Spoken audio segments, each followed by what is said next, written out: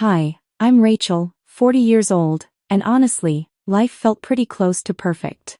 I had worked my way up to senior account manager at one of the top PR firms in Atlanta. I owned a beautiful little townhouse in Midtown, and I had a circle of friends who would drop everything for me on a bad day. I wasn't looking for love when I found it, which, I think, is exactly how it's supposed to work. I met my husband at a charity fundraiser. He was standing near the bar, looking slightly lost, holding a glass of sparkling water like it had personally offended him, and when our eyes met he gave me this sheepish smile that completely disarmed me. We talked for 3 hours straight that night. He was warm, funny, a little awkward in the best way, a structural engineer who coached Little League on weekends and still called his mother every Sunday. He was a widower. His wife had passed from cancer 4 years earlier, leaving behind a daughter, Emma, who was 11 when we first met. I want to be clear about something before I go any further. I went into that relationship with my eyes wide open. I knew he came as a package deal. I knew Emma had lost her mother and that her world had been rearranged in ways no child should ever have to experience. I promised myself, and I promised him that I would be patient, that I would earn her trust slowly, that I would never try to replace what she had lost. I meant every single word of that promise. For the first year, things were cautious, but okay. Emma was polite in that careful, distant way kids are when they're sizing you up. She'd answer my questions at dinner with 3 or 4 words, occasionally laugh at something I said. Sometimes wander into the kitchen while I was cooking and stand there watching without saying anything. I took it as a small win every single time. I bought her favorite brand of sparkling grape juice and kept it stocked in the fridge without making a big deal about it. I learned that she hated horror movies but loved true crime podcasts. That she wanted to study marine biology someday. That she had her father's laugh this bright, sudden burst, but she held it back most of the time, like she was protecting it. My husband and I got married in a small ceremony in the backyard of his parents' place in Savannah. Emma was a bridesmaid. She smiled in the photos. I still have one of those photos on my desk at work. Then, the summer Emma turned 15, something shifted. I noticed it gradually at first dinners where she stared at her phone and gave one-word answers to everything. A sharpness in her tone that hadn't been there before. She started leaving the room when I walked in. When I tried to ask what was wrong, she'd say nothing and look through me like I was made of glass. I raised it with my husband carefully, trying not to sound like I was complaining. He shrugged it off. Teenage girls, he said. And that was that. I called my best friend Pam one evening from the parking garage at work, venting before I even got to my car. She used to at least talk to me, I said. Now I feel like a stranger in my own house. Pam listened the way she always does, quietly, fully. Has anything changed in her life? She asked. New school? New friends? Anything going on with her socially? I thought about it. There was a new girl. Emma had started texting constantly, and she'd started closing her bedroom door the moment she got home, which she never used to do. I told Pam I'd pay closer attention. What I noticed over the next few weeks made my stomach turn in a way I couldn't fully explain at the time.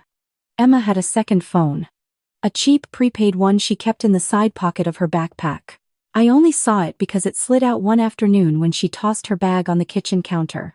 She snatched it up immediately and looked at me with something I can only describe as alarm. What's that?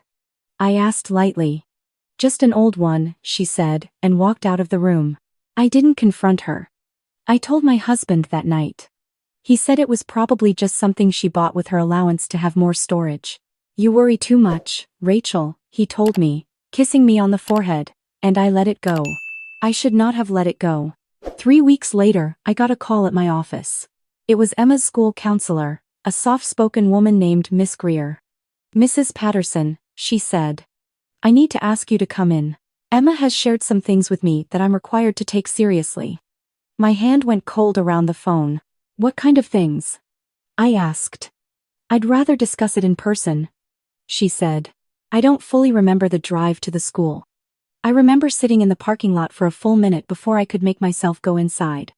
Miss Greer met me at the front office and walked me to a small conference room. Emma was not there. My husband arrived 10 minutes after I did, looking confused.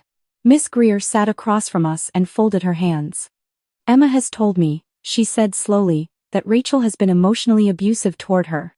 She describes a pattern of being told she's unwanted, That her birth mother left because she was difficult. That she will never succeed at anything she cares about. She paused. She says this has been ongoing for several months. The room tilted. I opened my mouth and nothing came out for a moment. That is completely false, I finally said. I have never once said anything like that to her.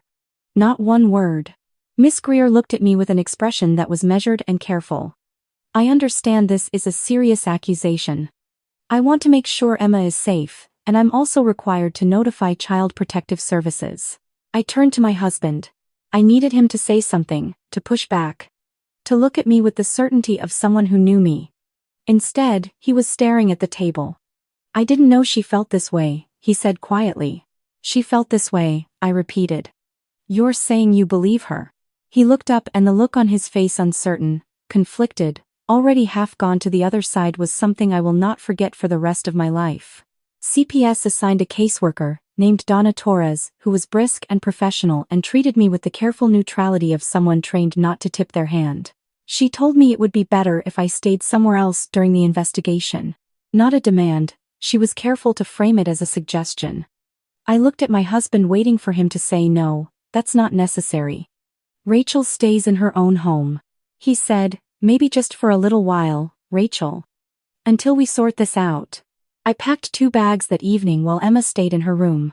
My husband stood in the doorway of our bedroom watching me fold clothes with the expression of a man who genuinely believed he was doing the right thing. I had nothing to say to him. Pam picked up on the first ring. Get in the car, I told her. I'll explain when I get there. She opened the door before I even knocked, and the moment I saw her face, I came apart completely.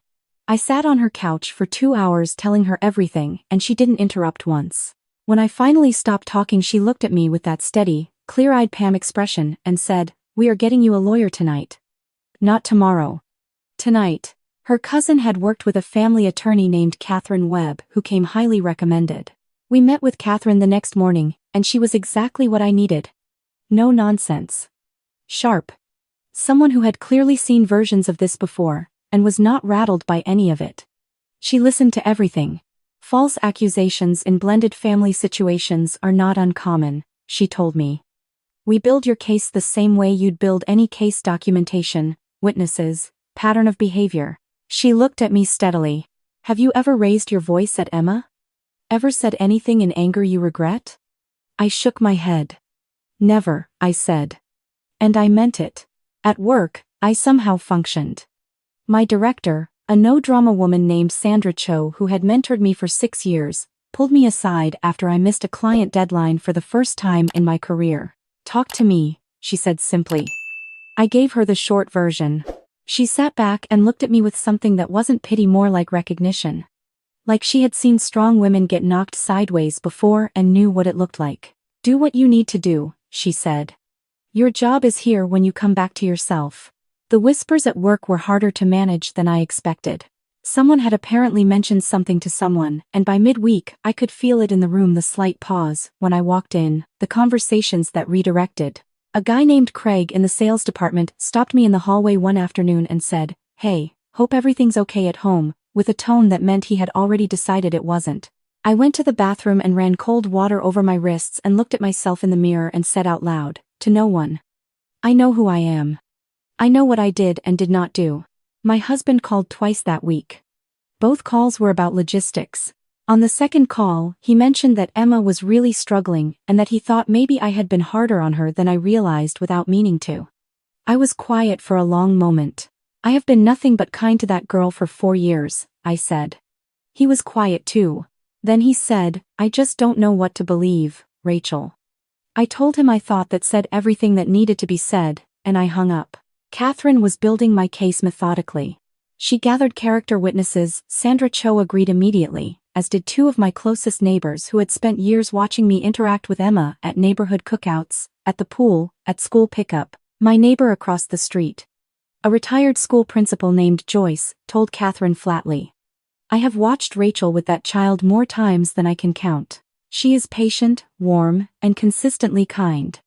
This accusation makes no sense to me whatsoever."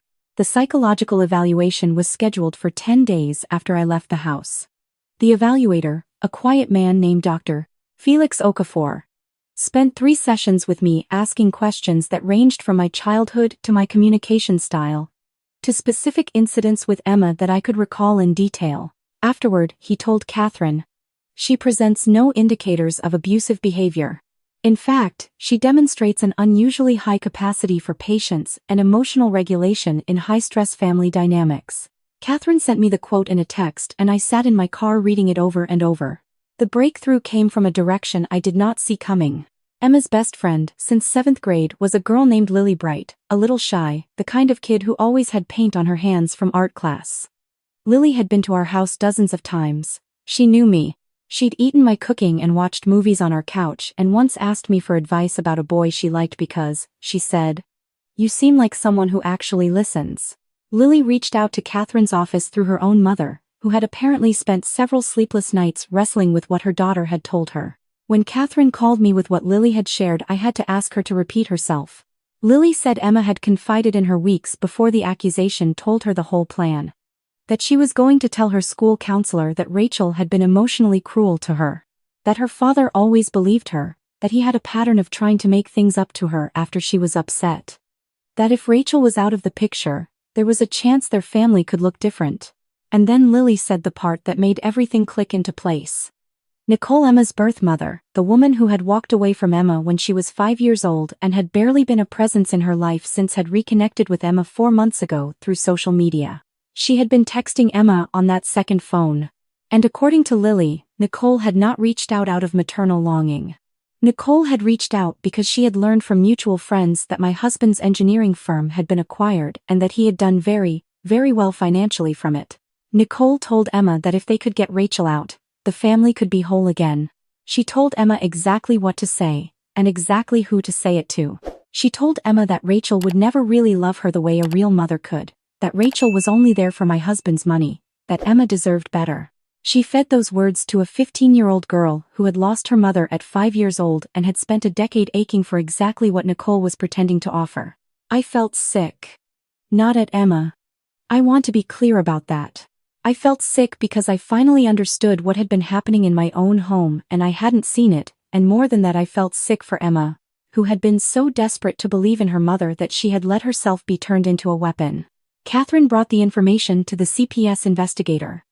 Emma's school counselor, Miss Greer, who had already grown uncomfortable with certain inconsistencies in Emma's account, agreed to cooperate fully.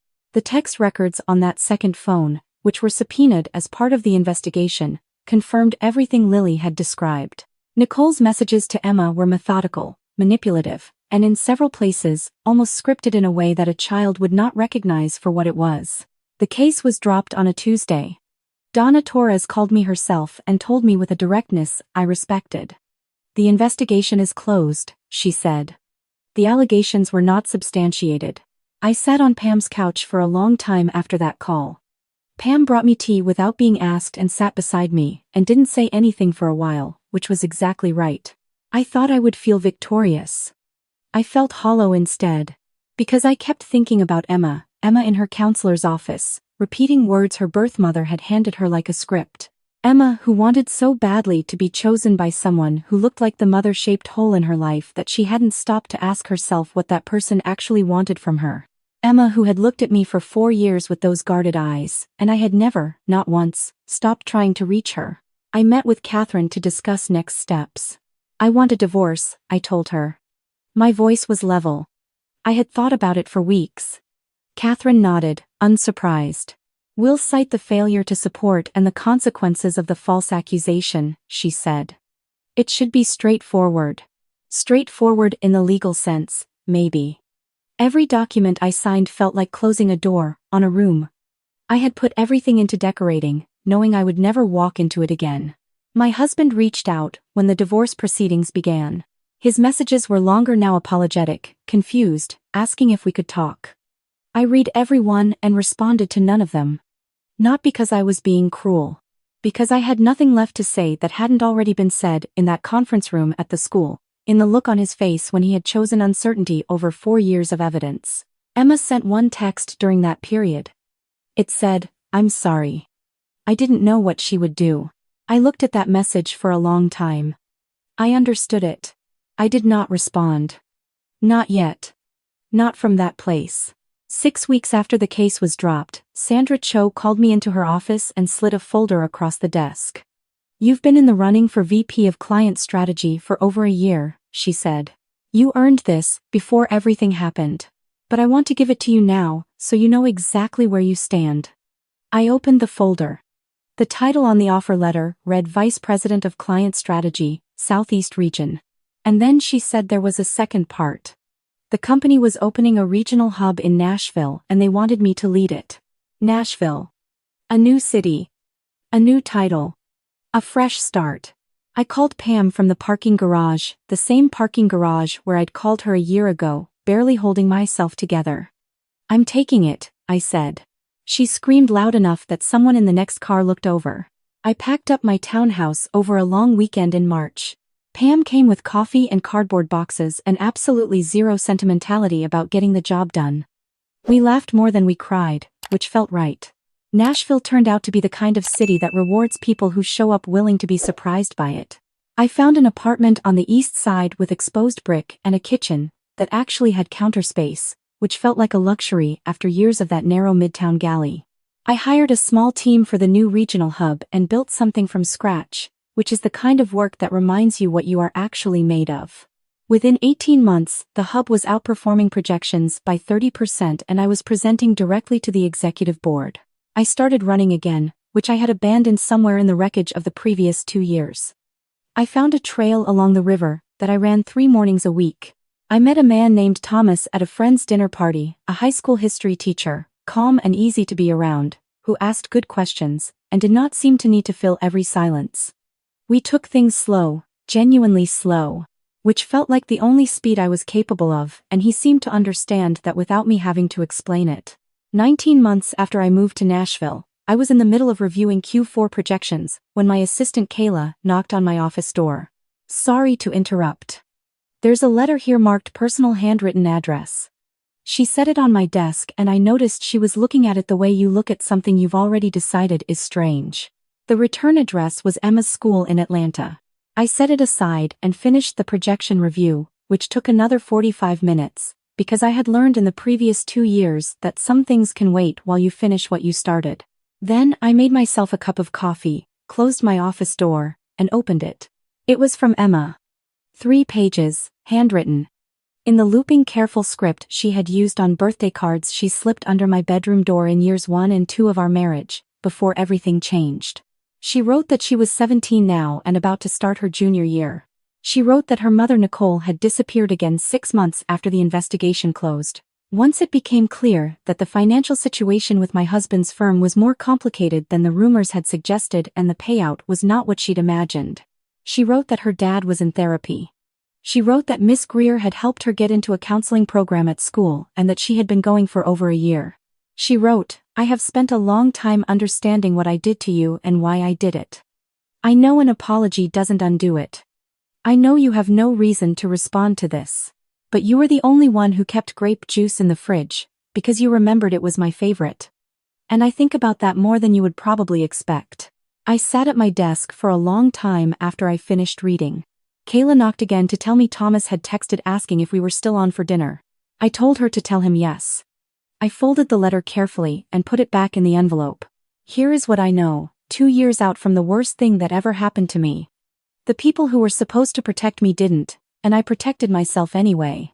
I know that a 15-year-old girl in pain can be handed a weapon and not fully understand what she's holding. I know that the woman who handed Emma that weapon will face consequences in her own life that have nothing to do with me and everything to do with who she chose to be. I know that my name was cleared not just on paper but in the eyes of every person who mattered and the ones who still whisper are living in a smaller world than I am. I know that I walked into a beautiful Nashville restaurant that evening and sat across from a man who looked at me like I was worth being patient with, and I felt genuinely, surprisingly, completely at peace. The letter is still in my desk drawer. I haven't responded to it. I haven't thrown it away. That's where I am right now. And honestly, I'm still figuring out what the right answer is. So I'll ask you, because you're the people whose judgment I've come to trust.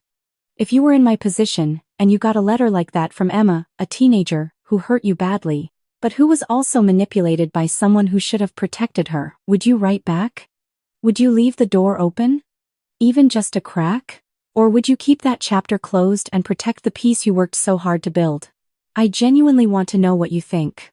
Drop your answer in the comments below. And if this story hit close to home, you know what to do. Hit that like button and subscribe to Fam Talk, because this community is exactly where these conversations belong.